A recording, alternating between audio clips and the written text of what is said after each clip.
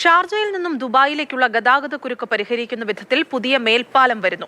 ഷാർജയിലെ മലിഹ റോഡിനെ ദുബായിലെ Sheikh Muhammad bin Zayed റോഡുമായി ബന്ധിപ്പിക്കുന്ന വിധത്തിലാണ് മേൽപ്പാലം നിർമ്മിക്കുക. 14 കോടി ദിർഹം ചെലവിലാണ് റോഡ് വികസന പദ്ധതി.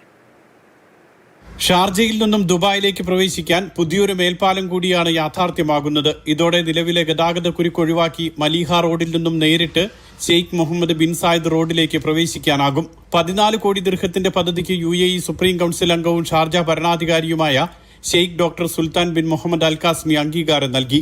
Sharjah roads and transport authority chairman engineer Yousuf Khamis Al ഒത്മാനിയാണ് പദ്ധതി പ്രഖ്യാപിച്ചത്. ഇരുദിശകളിലേക്ക് 3 വരികൾ വീതമുള്ളതാകും മേൽപ്പാലം. യൂണിവേഴ്സിറ്റി സിറ്റി അടക്കമുള്ള മേഖലകളിൽ നിന്നും ഷെയ്ഖ് മുഹമ്മദ് ബിൻ സായിദ് റോഡിലേക്ക് വേഗത്തിൽ പ്രവേശിക്കാൻ പാലം സഹായിക്കും. ഗതാഗതം മെച്ചപ്പെടുത്തുന്നതിനും യാത്രാസമയം കുറയ്ക്കുന്നതിനും പദ്ധതി സഹായിക്കുമെന്ന് എഞ്ചിനീയർ യൂസഫ് കാമിസ് അഭിപ്രായപ്പെട്ടു. പാലത്തിന്റെ നിർമ്മാണ പ്രവർത്തനങ്ങൾ ഉടൻ ആരംഭിക്കും. 1 വർഷത്തിനുള്ളിൽ പദ്ധതി പൂർത്തിയാക്കുകയാണ് ലക്ഷ്യം. Mathrubhumi news, Dubai.